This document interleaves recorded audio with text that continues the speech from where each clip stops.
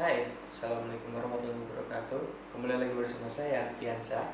Jadi kali ini saya sedang melakukan ujian akhir semester, yaitu tidak lain dan tidak bukan adalah linguistik.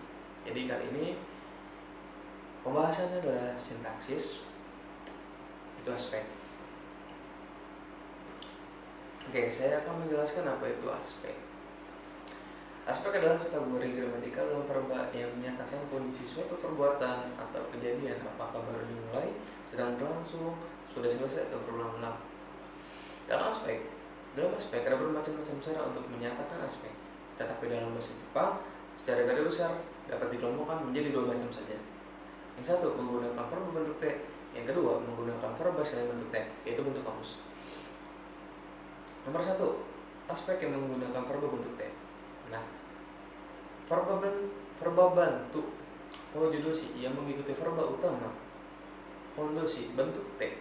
Jadi ada verba T, di belakangnya adalah verba bantu yang berhubungan dengan aspek, yaitu iru, huru, iku, aru, oku. Seperti te iru, menjelaskan kejadian yang sedang berlangsung. Contohnya. Yang kedua, tekuru dan teiku, proses dan muncul dan hilangnya sesuatu. Oke, proses terjadinya perubahan, bermulanya suatu aktivitas atau kejadian. Nomor 3, teharu, keadaan sebagai perubahan akibat suatu perbuatan. Ada teoku dan teshimau, yaitu perbuatan yang tidak disengaja. Nah, nomor 2, aspek yang tidak menggunakan verba bentuk T atau bentuk kamus. Aspek yang menggunakan jenis verba selain bentuk T diantaranya dengan menggunakan sufik pada verba menjemuk atau menggunakan verba yang lainnya. Sufik dalam verba menjemuk yang bisa digunakan untuk menyatakan aspek adalah sufik yang digunakan untuk menyatakan aspek dimulainya suatu kegiatan seperti hajimaru dan dasu. Sufik yang digunakan menyatakan aspek berlangsungnya suatu kegiatan seperti kakeru dan tsuzukeru dan lainnya. Sufik yang digunakan untuk menyatakan aspek berakhir atau selesainya suatu kegiatan seperti owaru dan ageru. Nah, di slide keempat di sini ada bahan analisa verba bentuk D dan verba bantu ya. Jadi di sini ada dua campuran verba futsuke dan verba bentuk T. Oke, di sini saya tidak akan menjelaskannya, cuman poin pentingnya saja yang akan saya jelaskan. Di sini ada suatu percakapan antara gakusei, yaitu pas lagi makan siang, di mana Mirasang itu adalah orang muslim.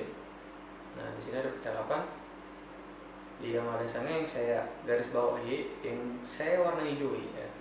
Yaitu ada yondeimasu, haiteiru, kaitearimasu, itsumo, tabimasu, tabiraremasen, wasure teshimaimashita.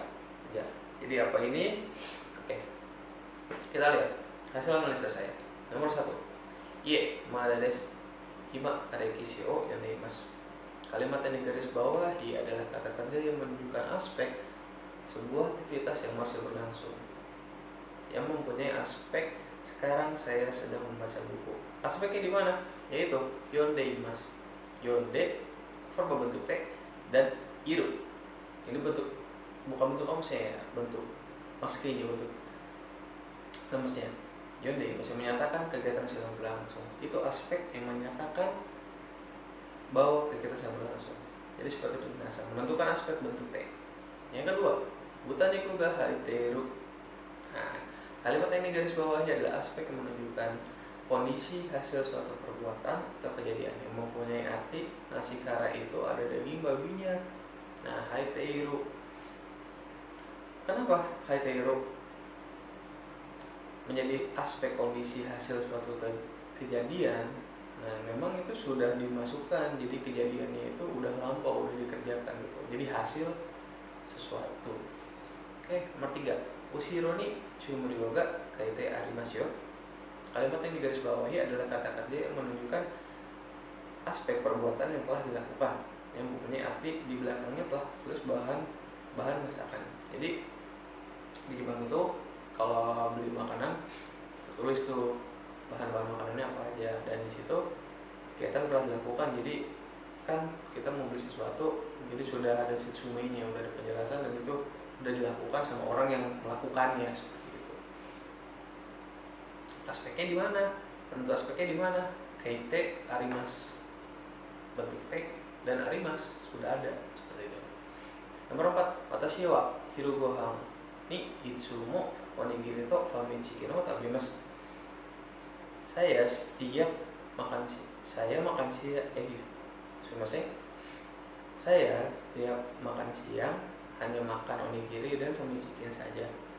Nah, jadi di sini bukan bentuk te, jadi di sini ada sufik. Sufik itu kata kerja bantunya. Sufiknya itu itsumo dan tabimasu. Kalau bentuk te dalam bentuk, jadi ini kalimatnya itu kegiatan yang dilakukan terus menerus, yaitu jadi itsumo tabimasu, saya selalu makan onigiri dan famichikin. Itu menentukan aspeknya. Sedangkan kalau dalam bentuk te-nya, watashi wa itsumo onigiri to famichikin no tabitaimasu. Nah, jadi seperti itu minasan. Nomor 5, saifu wa kabang no nakade wasurete shimaimashita. Nah, di sini yang menentukan aspeknya adalah wasurete shimaimashita. Nah, wasurete lupa, shimaimashita kata bantunya itu shimaimashita itu pola kalimat yang tidak disengaja. Nah, jadi seperti itu. Jadi lupa untuk mengambil dompetnya. Jadi seperti itu aspek yang tidak disengaja yang menentukan aspek. Jadi seperti itu biasanya kalau bentuk T-nya ya. Nah, yang kan di slide ke-6 di sini adalah bentuk kamus atau sufik. Dan di sini saya tidak menjelaskan panjang lebarnya karena hanya sedikit ya. Dan di sini saya sudah menggarisbawahi mana yang pentingnya. Oke, hasil analisa saya. Nomor 1, Kyoto ikus murida. Kalimat yang digarisbawahi adalah kata kerja ditambah sufiks yang memiliki arti mempunyai rencana untuk pergi ke Kyoto. Aspek ini diperjelas dengan adanya kata sumori yang memiliki arti bermaksud. Nomor 2, demo saigo no suku dei mo owatakah. Kalimat yang digarisbawahi adalah sufiks yang ditambah kata kerja bentuk lampau tanya yang memiliki arti apakah kamu sudah selesai mengerjakan tugasnya. Aspek ini diperjelas dengan kata mo yang memiliki arti sudah. Nomor 3, mada suzuki teiru. Kalimat yang digarisbawahi adalah sufiks ditambah kata kerja yang memiliki arti masih lanjut mengerjakan.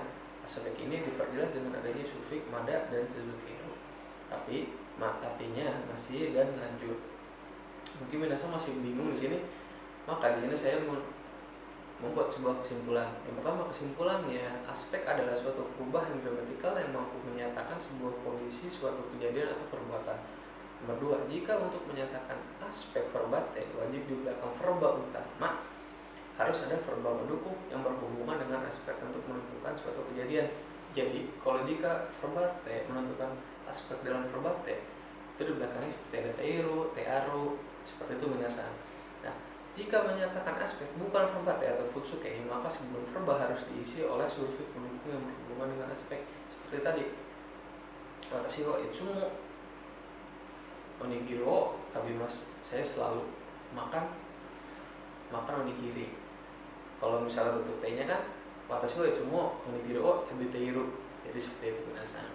Yang kelima, maka dari itu untuk menentukan aspek kita maaf ya. Ini nomor 4, adapun untuk menentukan aspek tergantung perubahan primernya seperti iko, tomomo, yameru, sumori dan sebagainya. Nah, di semuanya 5, maka dari itu menentukan aspek kita harus paham arti dari kalimat tersebut sehingga kita paham aspek apa yang terkandung dalamnya. Jadi seperti itu minasan. Jadi untuk menentukan aspek ya bisa jadi gramatikalnya, perubahan gramatikalnya, bisa jadi dari pola kalimatnya. Jadi memang menentukannya itu grammarnya sendiri. Jadi seperti itu minasan. Mungkin kurang lebihnya seperti ini. Mohon maaf jika ada salah. Assalamualaikum warahmatullahi wabarakatuh.